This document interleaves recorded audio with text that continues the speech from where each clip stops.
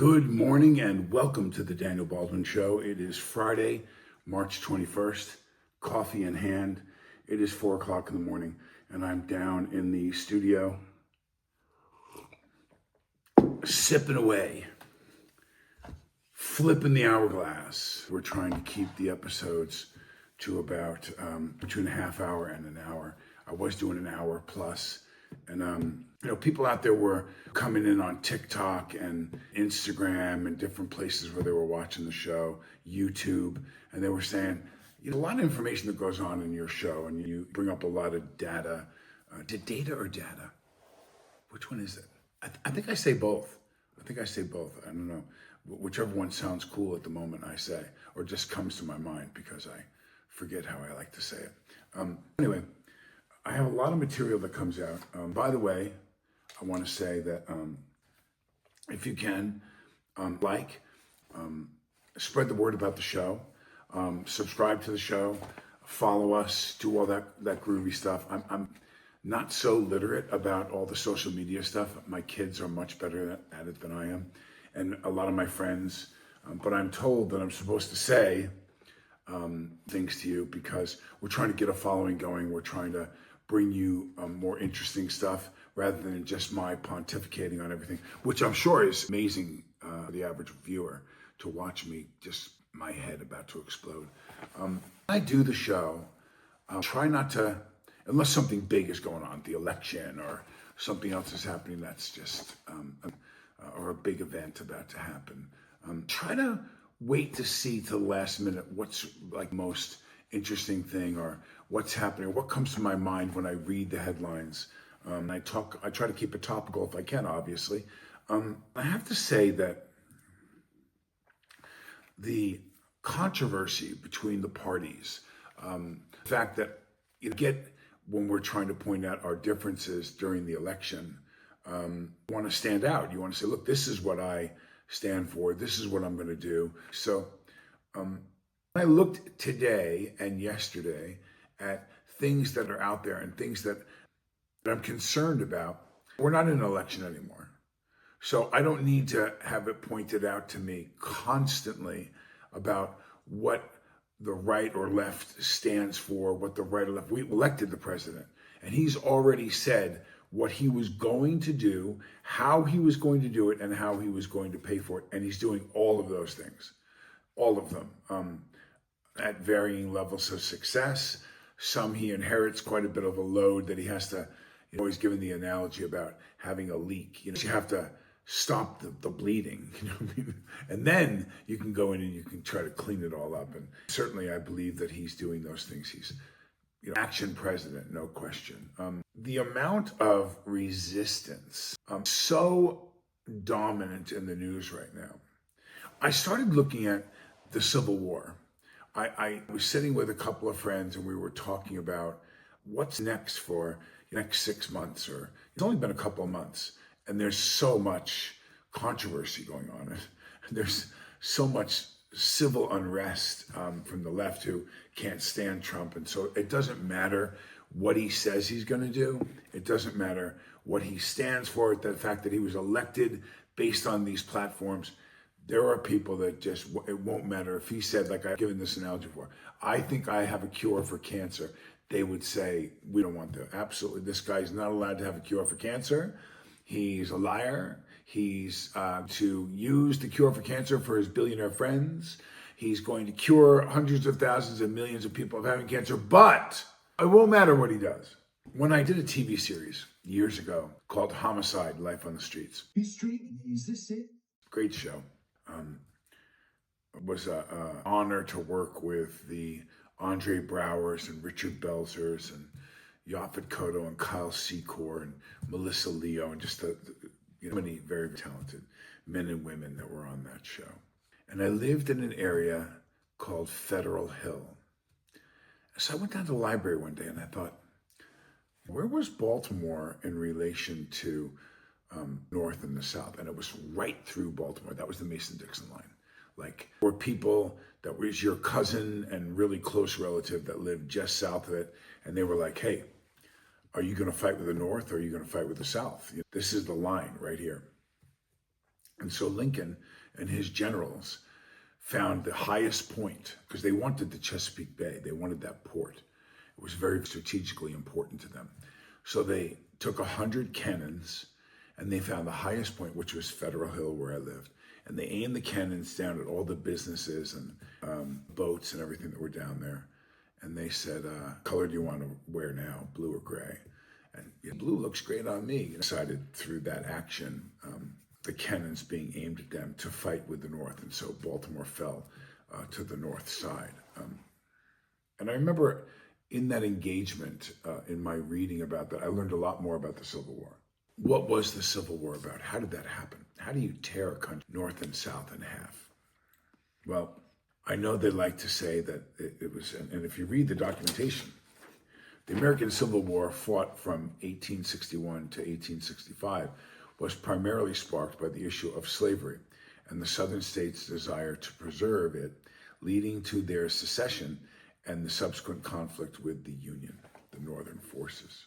The American Civil War stemmed from deeply rooted tensions, primarily issues of slavery and its expansion into the new territories, ultimately leading to the secession of the Southern states and armed conflict. So as I go on and I read, and I have more details that I'll pull up.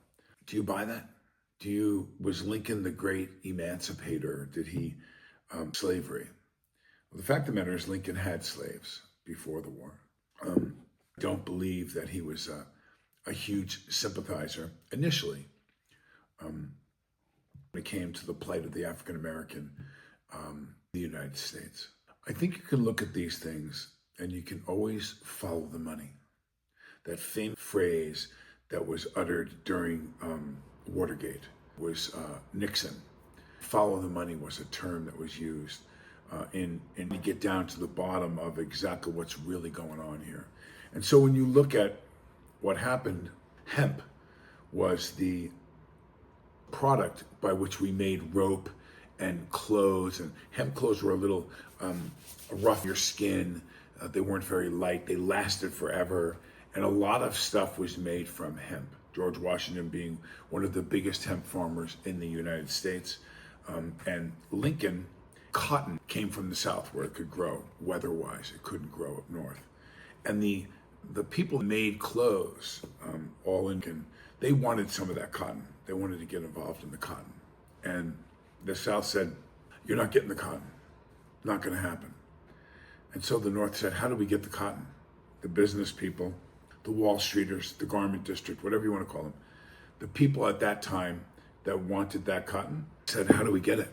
What do we do? How do we wrestle it away? How do we steal it? How do we negotiate it? Whatever you want to call it.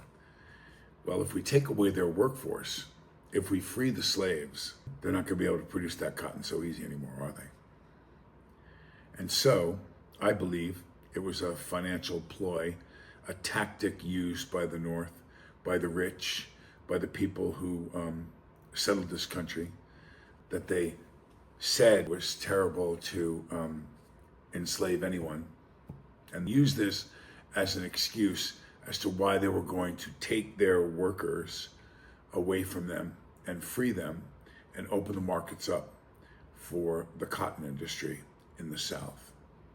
Now, if you read and you do some more extensive research, you find out that Lincoln did not understand, being from the North, being the president, the plight of the African American during slavery. And he became much more sensitive and much more interested in of African Americans and the abolishment of slavery as time went on. But that wasn't his initial goal of the North at all. It was financial interest due to the cotton industry. Cotton was lighter, cotton would tear a lot easier. People had to replace their shirts much more frequently in their clothing that were made of cotton. So it worked out really well for that was producing clothing to make of cotton and not make it out of hemp. That lasted for like years and years. That stuff wasn't tearing anytime soon. So that is a brief history lesson on what was really going on when it came to the North and Lincoln and why to abolish slavery. I bring that up because I'm looking at what's going on in this country right now. And I'm listening to the words, and they started reminding me more and more of that time when I was researching Federal Hill. The language in the government and the language between the two sides is very similar to what's going on right now. Is it possible? Again, it's interesting when you Google something. Is it possible we're heading towards some kind of civil war, an actual civil war? Would there be secession? Would Texas or very powerful state, would California secede? It's arguably a seventh or fifth world economic power, just as one individual state. Would their favorability towards the left branch off under certain duress? Is it possible that happened? Boy, Texas tried. It's constitutionally almost impossible to do.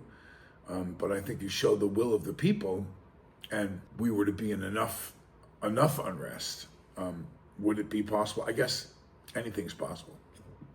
Excuse me. But what's more likely we're going to see, and I predicted, I don't think seeing the tip of the iceberg as far as civil unrest. I think that people on the left are having a time accepting the fact that this guy is the guy that got picked. He won the election.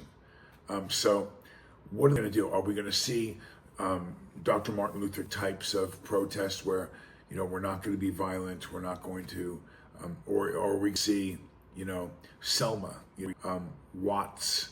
Are we going to see Rodney King? Are we going to see O.J. Simpson? I've seen a lot of pretty crazy things being said, stuff that has very little, no bearing to it truth-wise, and is so exaggerated on both sides. Please don't make like, I'm MAGA and I'm this, I'm that. I'm a Republican for sure, but I have never seen the amount of hatred, really the amount of hatred. I saw people on the Republican Party that really didn't like, and they were scrambling after Nixon and Watergate, what happened. And they walked Jimmy Carter into the presidency. A Baptist preacher, governor of Georgia, peanut farmer. I mean, they just had to find somebody that no one could say anything about. They found him, and a great man, just a beautiful human being. Not a great president. He wasn't cut out to do the kinds of things that are necessary. The decisions could cost lives, and he just wasn't somebody that was cut out to do that job. So he will probably be remembered. Look what's coming up the Panama Canal now, as somebody who wasn't a very effective president. But I think it was because how sad, because he was such a great man. So now we have to have people that can smile at you, that can sell you a car, and that can be play pretty dirty if they have to. And I think most presidents for a long have been those types, or can get out of the way to allow the people that really do run the international show do their thing, their job, and just smile and pretend they don't know what's going on. History will come back to tell us about Trump in years to come. Not the crap they up now, but the actual facts when the paperwork comes out. Obama will be another one. I think that that might come out during the Trump administration. Some of the things that he did and was capable of, but I want to stay in this smell that I'm detecting. Sometimes you get a car and you just go, like, what is that? It could be faint.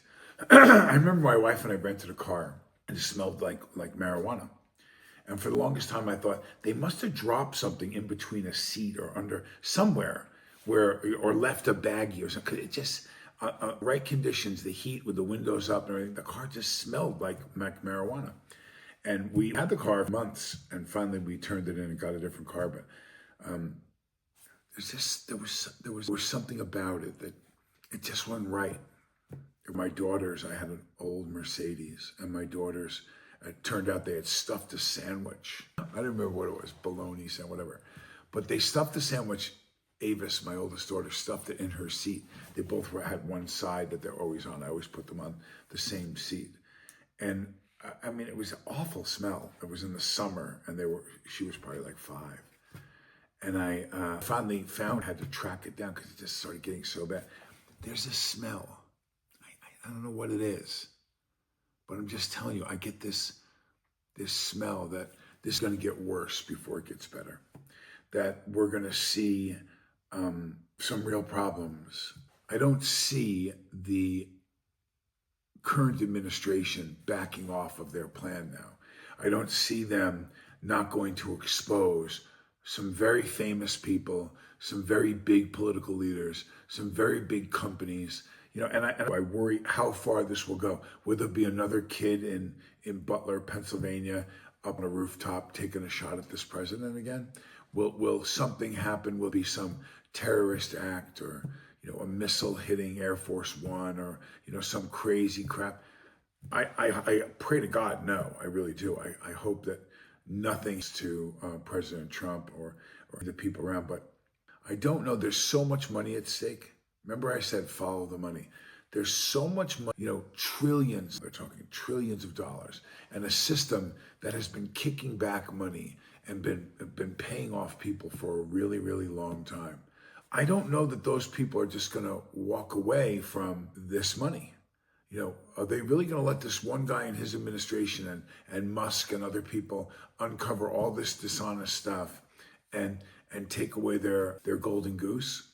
Probably not without some kind of fight. I don't imagine they're going to. And I think a lot of people, I look at the people I'm friends with on Facebook, and just that. Do you really? I think a lot of people are going to go to jail. I think you're going to see a lot. Oh yeah, well, and this awful, this scumbag, effing this and blah blah blah. It just immediately goes into the gutter. It goes south so quickly.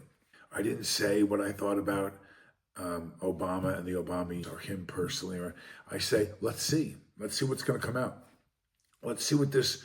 What happens with the JFK? Is there really going to be anything? Patel says nothing that you're looking for is in there. Everything that we knew happened.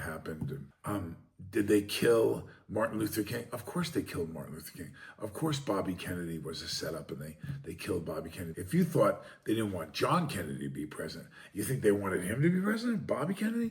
No, they shot him in the Ambassador Hotel for sure. That whole thing was a setup. And are we going to find that the driver turned around as being exposed now, and he actually shot Kennedy in the head down in Dealey Plaza? I don't know. What did Lyndon Johnson know about it? So what we have learned, though, about all this is that America doesn't really care that much. If they could show you a videotape of them in a room and Vice President Johnson killed that son of a bitch, he's got to go, and we had all the evidence, would it change much? Would it really change much about how we do business in the U.S. right now? I mean, we're at, in my opinion, an all-time low of what we accept now as a nation. We are. We're at an all-time low. And now we got a guy in there that has said, yeah, no more. No more. I'm going to give names. I'm going to give bank accounts. I'm going to tell you all of it. And we're going to clean it all up. And people are flipping out about that. We know that your house is being robbed every other weekend, and I'm going to show you the video. Oh, no, I don't want to see that. I don't want to think anything badly about my neighbors. And my neighbors are going, hey, you're not going to blow the whistle on us. That's where we get half of our money from, more than half. That's where we get all of our money from. Don't blow the whistle about that. Like, what are we talking here? What are we talking about? Huge economic power. I want you to digest this for a second, because this makes me sad. This part right now I'm about to tell you makes me so sad. We're a huge worldwide economic power. We're a huge military power. We're the United States of America. We're right, heavyweight champs. We're in contention for the heavyweight title with China, Russia, and a small handful. I'm not even going to get involved in the argument of who's one, who's two, who's three. I don't care. We're right up there. We're definitely, one of the leaders of the pack. And then you look at our mathematics skills in schools, our reading skills, the crime rate, the number of murders, the number of prejudices, the number of crimes, the number of people that are jailed or imprisoned, the sex trafficking stuff that goes on, and the amount of fentanyl. Now, if you were Japan and you came over and bombed Pearl Harbor, what would our response be? What would we do? Well, we would settle that quickly, wouldn't we? But we're acting as if we don't have the wherewithal or the finances or the manpower to stop the flow of fentanyl from coming over the border in Mexico. A war is going on between us and cartels and different factions of the underworld and the drug dealing society of the world. We act as put 10,000, not 10, not 1,000, put 10,000 soldiers all along border cities and areas. 10,000 armed, loaded, and every time we seize the drugs, we arrest the people, we send them back to the country they're from. We go to Mexico and we say, you're putting them in jail, but we're going to deliver them to you. We do a deal like we did with Nayib Bukele in El Salvador. Don't mess around with President Bukele. Don't mess with this guy, because he's got it down. You are going to go to prison and you are going to bow. Now, are the social conditions and are the conditions for these imprisoned inmates, are they humanitarian? You gave up your rights to living a humanitarian lifestyle when you murdered someone. You gave that up. So down there, they know what's going to happen when they get put in prison. They know. We accept these definitions from our government and from our society. That's the part that's really, really scary to me. That's the part that scares the living hell out of me. What's going to be left? I have a son, and he's not even 2 years old now. And I look at what's going to be around him. And I've spent time in Italy and in Switzerland and other countries. And I've said to my wife, what's this going to look like in 10 more years? Can we sustain ourselves under the current conditions of how far apart we seem to be? You know, I'm confused. I'm really confused. And I'm not even pointing anymore at anybody. I'm not. People should have the right to men wear women's clothes and go into a school and talk about their agenda and influence young children, grammar school children, story time with LGBT and this one and that one and whatever it is, transgender, stuff that you should do whatever it is that blows your dress up, whatever you believe. I have my set of beliefs as a Christian, as a man, as an American, as a Republican. I have my set of beliefs. That's how my house and my children will be raised. I don't want to be subject to, or my children to be subject to, things that I don't believe are necessary for them to have to face at such a young age. I didn't tell you what you have to believe. I didn't tell you what you should do. But at the same time, I'm being told that we can't salute the flag and say the Pledge of Allegiance, that we shouldn't have to do that. Kids should not have to face that. There are parts of the society that have gotten that removed now, because that's not something that should take place. So they can tell us that we can't have that and that it's going to be removed. There's no prayer allowed. No prayer, even though a vast majority of those people you'll talk to will say they pray for whatever their religious beliefs are. Number of Christians versus Catholics which is a form of Catholicism of Christianity, versus Jews versus Muslim versus Buddha, but you can't pray in school anymore. But people that support changing their genders believe that they should be able to be heard in a grade school, second grade. story time with Bartha.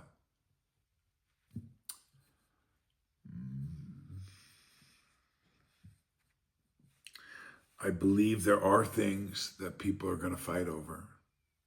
I think if we continue to subject our society with things that are that unpopular, I think what's going to happen is, rather than try to find a neutral way, a room that they do that in that the parents can send their kids to if they want them to do it, but not pop them into class without asking anybody what they think or saying that they have a right to be there. No, they don't. No, they don't. They might have a right to have a room that you can have the option to send your kid to. Let's see how many people are in that room.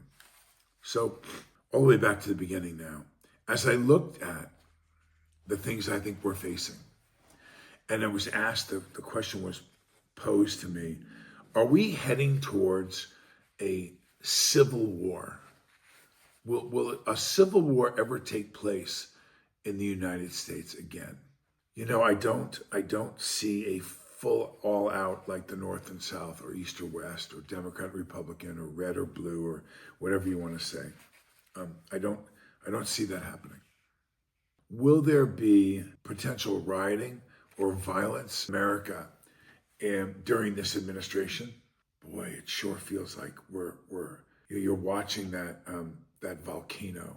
Suddenly there's on the ground, there's a little bit of couple spurts of stuff, and they're like, hey, Mount St. Helens is active again.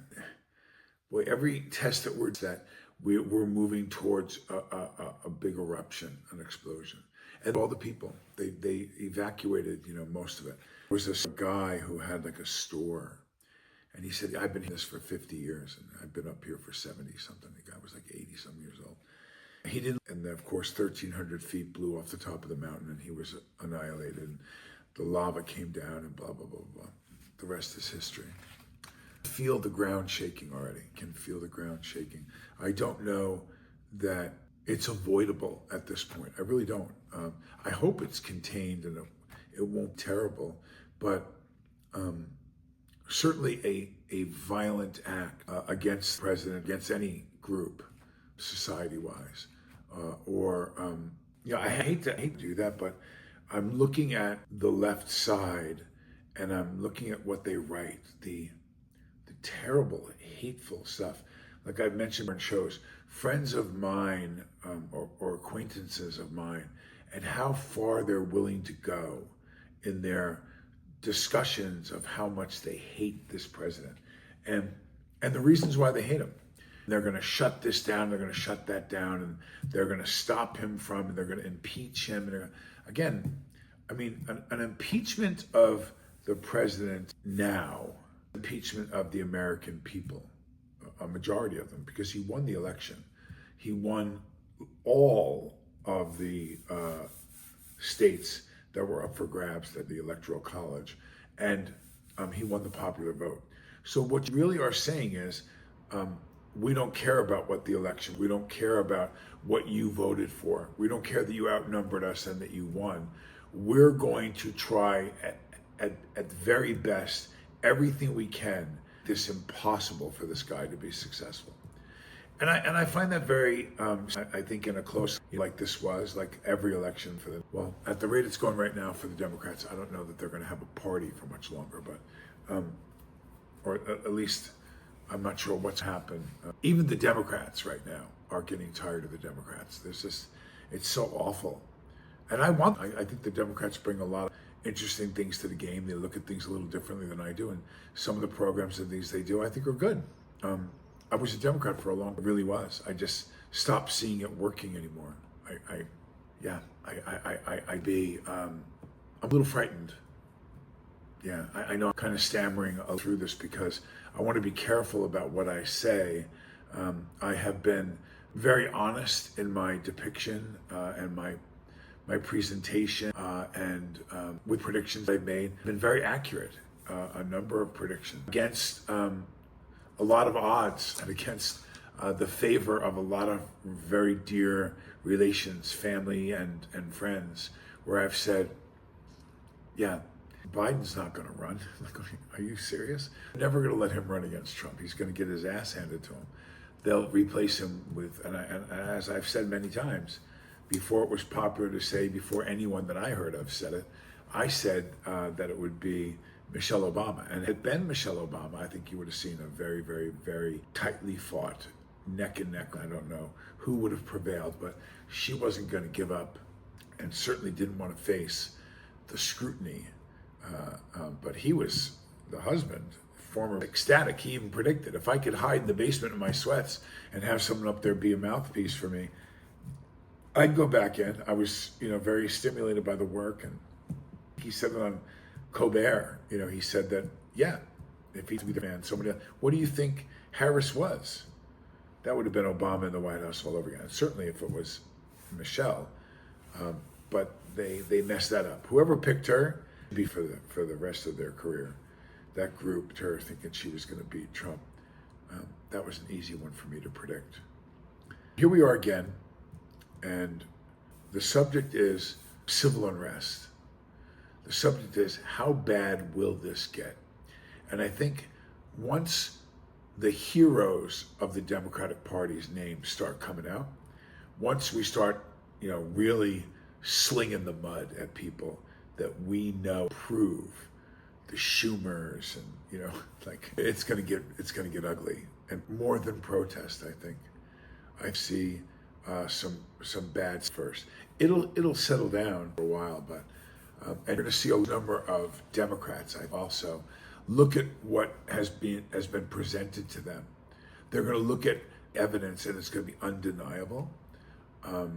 I hope it's not going to be, we're going to rub in people's faces and say, I told you so, and let's let justice be swift. And if I'm wrong, look, on this one, I hope I'm wrong. I hope it's not going to be as bad as I see it.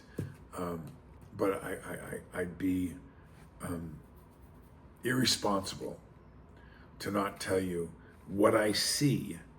What I see is going to be very tumultuous time. This probably not in the few months, but certainly by year 2, I think we're going to look at. We're watching numbers go up right now for COVID. Bird flu has landed here in Georgia. First case of it so far. So we're definitely going to look at some other type of pandemic. They made way too much money on the first one, and no one did anything about it. Listen, please listen to me when I tell you this. What's wrong with America right now? What's wrong with America right now is that if you look at a close-up of the World Trade Center, if you look at, like I said, watch the buildings falling and the explosions. Oh, that was the weight of the... Listen, Building 7, where all the CIA records and all the FBI records were kept. After both towers had fallen, they dropped that building because all the evidence was in that building. And they didn't even care. They didn't even care. They dropped it right on TV. It didn't matter. They were reporting that the building fell already in the BBC in London, and it was in the background of the shot. I mean, they don't even care that you know anymore. They don't care. That's what I'm trying to tell you. So, as a nation, as a people, the fact that we haven't done anything, we haven't, I'm not sure if it's a revolt or what, or a boycott or some type of, to say, this is unacceptable. You crashed airplanes that probably weren't even jetliners into a building that you pre-dynamited and got ready to have it drop right on TV, right in front of your face, with another plane that supposedly hit the Pentagon. Not one seat, not one fragment, not one body, nothing in the Pentagon. Nothing. And all this evidence has come out and nobody even cares. I mean, that's how apathetic it's gotten.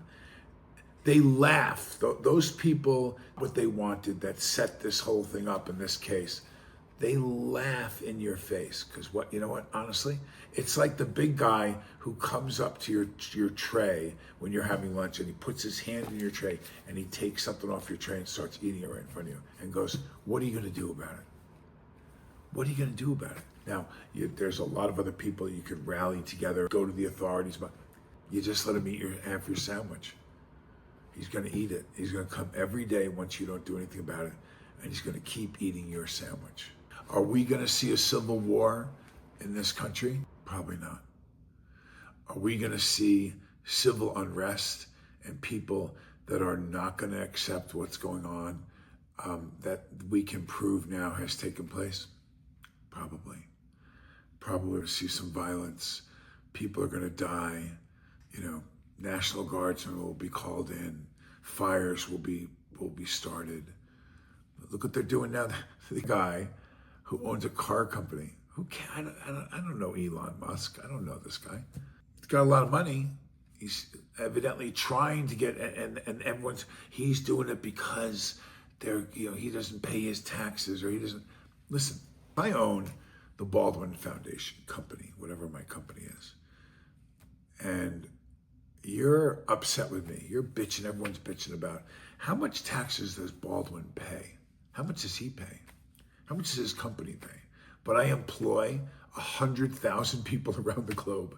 I have rockets that go back and can land, and just the sheer number of people I employ. What's your problem? Why are you so worried about this guy personally? Because, I'll tell you why. Because he represents the truth. And a lot of people don't want that truth to come out right now. They don't want it to come out. So we got to find ways to attack him. We got to find ways to attack. He's not a government official. What's his licensing? What's his credentials? He just proved this Doge that hundreds of billions of dollars were stolen and misappropriated. Aren't you excited about that? Aren't you happy about that? Are there going to be fights? Are there going to be shots fired? Yeah, I think probably. Am I condoning and suggesting that I think you should, in support of the president or in support of the left or right, or that you should be involved in that? Yeah, please don't. People are going to get hurt. Those people who precipitate that violence are going to be hurt. They're going to be squashed. And I think it's going to be swift. And I think you're going to see, military prowess used to shut that down. I didn't say you shouldn't protest. I didn't say you shouldn't gather and you shouldn't, write your stories, write your articles, be heard. But all of that stuff's all good with me. But burning cars, starting fires, remember something when you start those fires. You're releasing stuff into the atmosphere that's toxic and bad. You're putting our brave police officers and firemen and women in the field and in danger as a result of the choice you made in the form of your protest. That's cool. That's not cool. So if one of them gets hurt, severely hurt, whose fault is that? No, I don't believe that we're going to see a civil war, but I think it's going to get hot. I've said that for a long time. And so when I was asked about doing this show, about my beliefs of what's going on, it's funny, I saw this. I'm going to send this. This is a map of the Second American Civil War, state alliances, major offensives, and insurgent activity. And it shows, if I hold that up, I'm going to send that on so we can put it up on the screen. And I don't even think it's accurate, actually. I look at the vast amount of red, but see, Nevada is almost all blue. Trump won that state. I see Wisconsin and Michigan, definitely parts of Michigan and Wisconsin. I see the stereotypical stuff. I see Arizona is all blue. Trump won that state. So I'm not sure who made this map, but I think even more red than it's showing. And it's predominantly red, landmass wise. Obviously California, Oregon, Washington, quite a bit of the East Coast. It looks to be Virginia up is predominantly blue. that whole East Coast of the United States. But Trump won Arizona and Nevada, and yeah, I don't see it. I don't see it. But it's going to get hot here. We can't, if we can't get some kind of a shift, if we don't find someone from the Democratic side that steps up to be the true leader of the Democratic Party, because I don't think we have a leader right now. They don't have anybody that shines in my mind to be the front runner, and it's certainly going to be Harris. So until they do that, I don't like how it looks. Remember, I went, that smell. There's something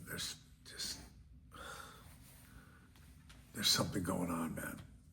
I can feel it. It's coming. So remember what I said. There's going to be civil unrest. It's going to end up being violent. I believe it's going to get violent. I believe that we're looking at, for sure, another pandemic of some kind. For sure, in Trump's 4 years, but I think it's going to be sooner than later, because this will be a way to deter him and stop, and it'll be a setup like the first one was. The first pandemic was absolutely a setup, and big pharma and people that were involved in it made hundreds of billions of dollars, and they're going to do it again. And guess what? Just like 9/11, you're just going to sit there and take it until someone stands up and someone says something about this, and someone takes the necessary steps to stop the people, the small handful of people that are really behind these types of actions. They're not going to stop. They know you're not going to do anything about it. They know you're almost powerless unless we really stood together. These are the kinds of things that if you're the Democrat or Republican, that you could say, I'm an American, I'm not going to allow this to happen again. I'm not. And I think they've made their case and proven that the first pandemic was set up. They released it, Wuhan. They had the vaccination for it, which wasn't a vaccination. It didn't cure anything. It didn't prevent you from getting it. Just go through the history of Fauci talking about, you got to get it, and we're going to force you to get it, and you can't work without it. But they're going to do the same thing. This next one, remember when I said, I'm going to pull some stuff up from my earlier shows where I said, this time, they're going to make it even worse. It's going to be something where you get it and you die. It won't be, you might get, no, this will be more intense. This will be, you get this and, half of the people that get it are dead. They will. Bill Gates, has talked at great length about how we could trim the world's population. But yeah, this will be one of those. We'll lock everybody up. We'll sequester them. Amazon will deliver it to your door. You won't come out. It'll be a year or two. It'll screw everything up in Washington and hinder this president from having a successful 4-year run. I believe it's all going to come again. I do. Why would they change the game plan? They stopped them last time. And they'll try to ruin him and say he didn't react to it well and he didn't do this, he didn't do that. But they'll go right back to the same playbook. It's coming. So I hope we can stop it. I hope you hear these kinds of warnings from other people like myself who tell you what's about to happen. And I hope that we can rally together and stop it and work together, because it's senseless death. My fear, though, like I said, about 9/11 and so many other things, JFK, Martin Luther King, Bobby Kennedy, you're just not going to do anything about it. Vaccines that, foods that we dump stuff in that are killing our kids, and obesity and, awful stuff, autism, you're not going to do anything about it. It's sad. Until we have to, until you're faced with it and it's so ugly and so bad, then you'll do something about it. So get ready. I'm ready. My house is stocked. I'm locked and loaded. If you come to my door, you're going to be met with force, for sure. If you try to harm my family, you would be met with force, for sure. And for our brave soldiers and law enforcement agencies, who I back 100%, you will be met with force if you break the law or you infringe on our rights as a country by our great military. You're going to be met with force. So hopefully those lawbreakers don't come to my door and don't mess with America or mess with great, brave men and women who enforce the many different agencies, the laws of this country. As you know, I like to end the shows with prayer. And so if you're not someone who likes to pray, it's time to turn it. And I will see you guys on Monday. Have a great weekend. And here we go. Lord God, Lord, I'm baffled sometimes by the ways of man. If they were to act as if you were standing by them, as I try to in my life, they would realize that their ways are not godly. And if we acted as if Jesus Christ were in our lives and guiding us at all times and standing right next to us, if we acted in that way, Lord, the world would be such a beautiful place, because you are indeed standing right there, witnessing and living in our lives. So Lord, I ask you, please guide America. We're in such a bad place right now.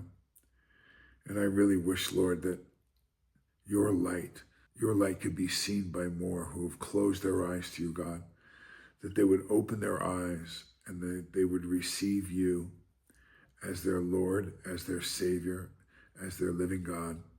In your name we pray, amen. So have a great weekend, everybody. Please make sure that you like and you get the word out about the show. I want to try to have more people be involved and write your questions. I want to know what you think. I do. I want to know what you think.